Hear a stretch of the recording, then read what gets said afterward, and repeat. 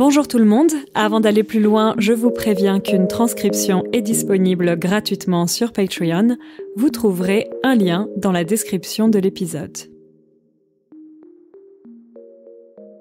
Nous sommes le 9 juillet 1793, 4 ans après la prise de la Bastille. Charlotte Corday, une jeune femme de 24 ans, quitte la ville de Caen en Normandie pour se rendre à Paris. Se rendre quelque part, c'est comme aller quelque part. Donc Charlotte Corday, une jeune femme de 24 ans, quitte la ville de Caen en Normandie pour se rendre à Paris. 2 jours après son départ depuis la Normandie, elle arrive à la capitale. Et elle a un objectif bien précis. Assassiner le célèbre révolutionnaire Jean-Paul Marat. Jean-Paul Marat, qu'on appelle généralement Marat, c'est une des grandes figures de la Révolution française. Marat, c'était un homme politique et un journaliste. Il avait notamment publié le journal L'Ami du Peuple. L'Ami du Peuple, c'était donc un journal politique qui était surtout lu par les partisans de la Révolution. Lu donc, c'est le participe passé de lire. J'ai lu, par exemple. Et donc, ce journal politique, il était surtout lu par les partisans de la Révolution. Et Marat, il était également député à la Convention nationale. La Convention nationale, comme j'expliquais au dernier épisode, c'était le nom de l'Assemblée pendant la période de la Révolution française. La Convention nationale, elle était composée de députés qui représentaient le peuple et Marat était un de ces députés. Et donc Charlotte Corday pense pouvoir trouver Marat à la Convention nationale. Mais celui-ci ne va plus à la Convention parce qu'il souffre d'une maladie de peau. La peau, c'est cet organe qui constitue l'extérieur de notre corps. En anglais, skin. Donc Marat n'allait plus à la Convention parce qu'il souffrait d'une maladie de peau. Charlotte Corday doit changer ses plans. Elle voulait assassiner Marat directement à la Convention nationale, mais maintenant elle doit trouver une autre stratégie.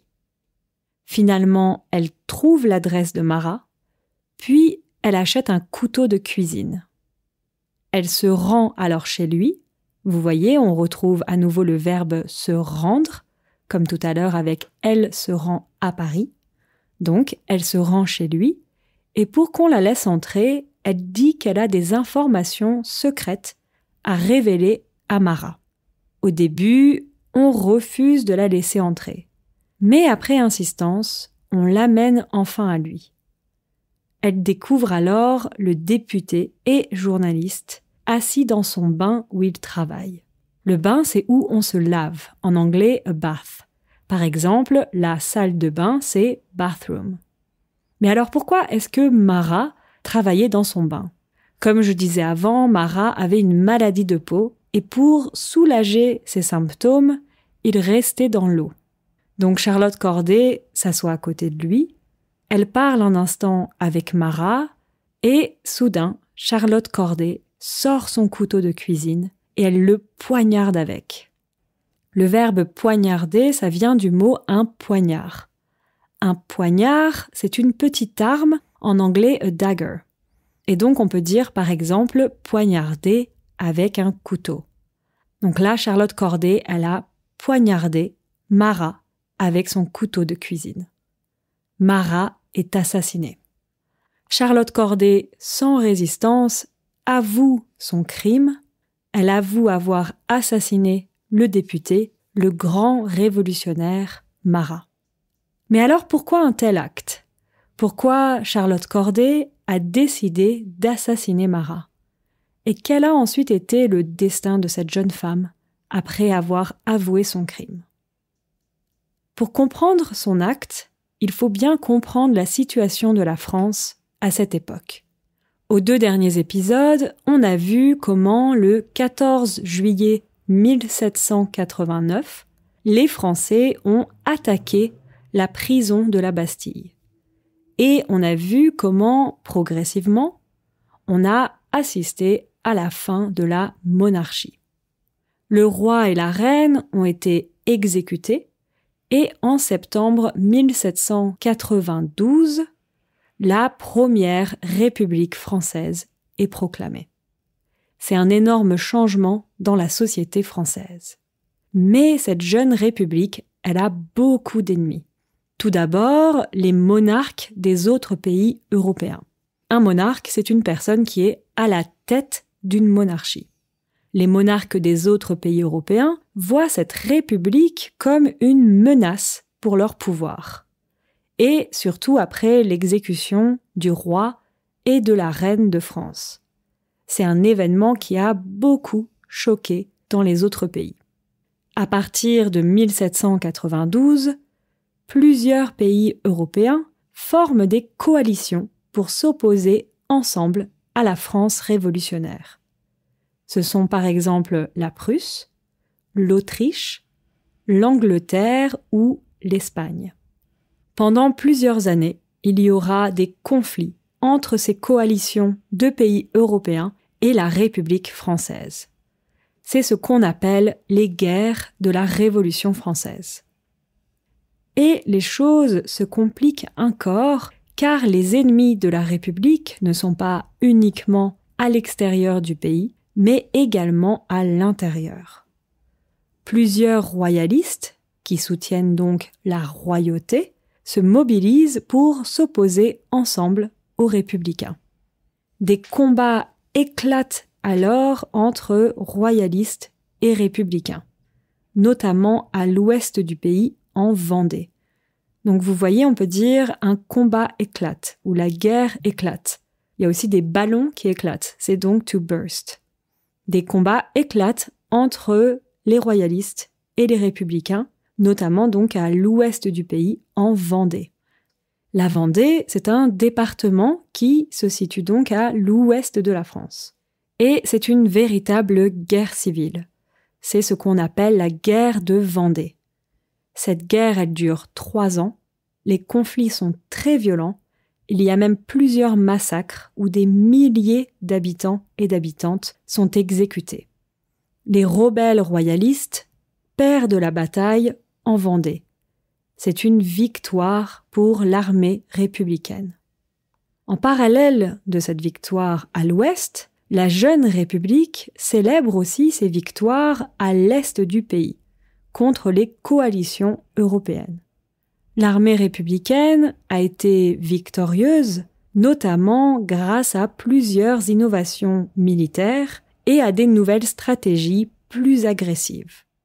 À l'origine de ces stratégies, on retrouve notamment un certain Napoléon Bonaparte. Et oui, c'est pendant la Révolution française que Napoléon a démontré ses grands talents de stratège. Et à cette époque, il combattait pour la République. Napoléon Bonaparte est donc capitaine dans le sud de la France, où il gagne une grande victoire contre les Anglais et les Espagnols. Cette victoire, elle s'ajoute à plusieurs autres victoires de l'armée républicaine, contre les coalitions européennes et donc contre les rebelles royalistes français. En parallèle, les députés républicains de la Convention nationale défendent une société plus juste et plus égalitaire, donc avec plus d'égalité. Ils veulent abolir l'esclavage, libérer les colonies françaises, ils défendent une éducation gratuite et obligatoire, ils veulent limiter le prix de certains produits et ils défendent aussi une meilleure redistribution des richesses. Mais tout n'est pas si simple. La situation se complique et le pays va connaître une période très sombre de son histoire.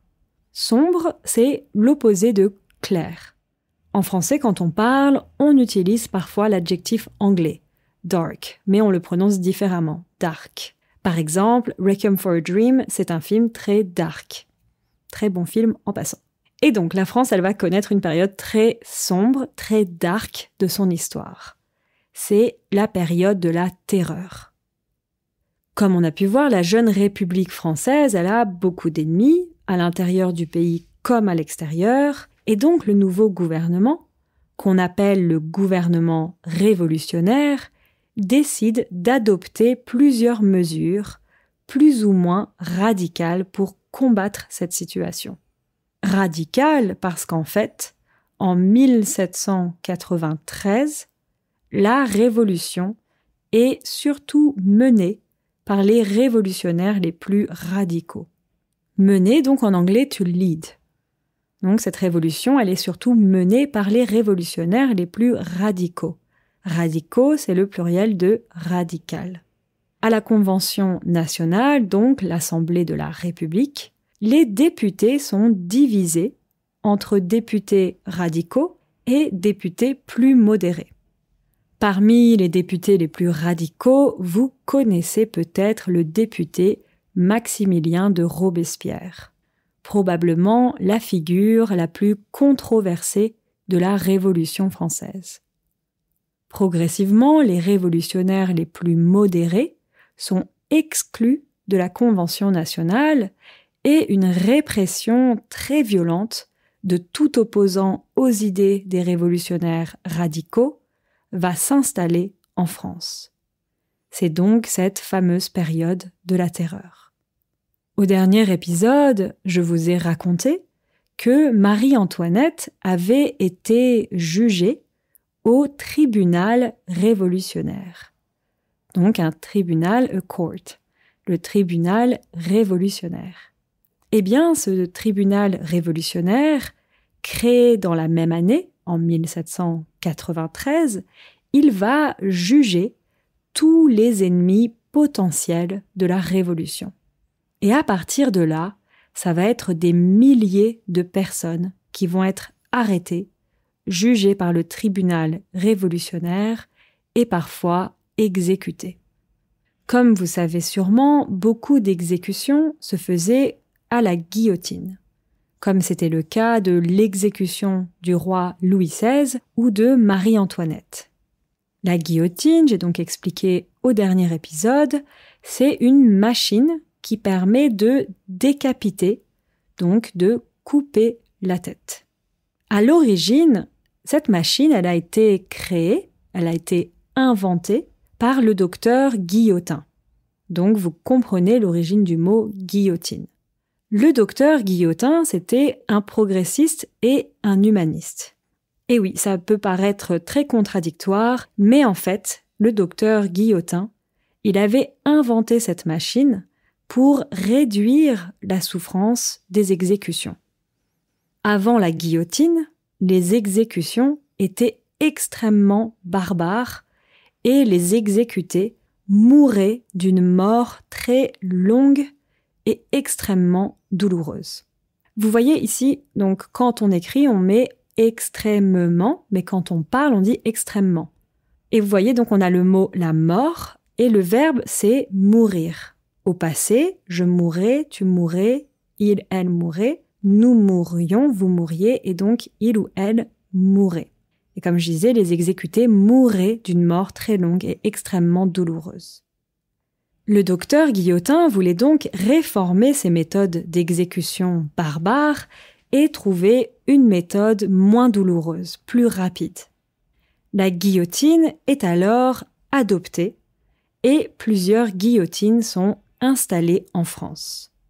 Mais finalement, cette machine qui se voulait plus humaniste et progressiste deviendra un instrument qui symbolise la période de la terreur et qui symbolise la cruauté de cette période de la Révolution.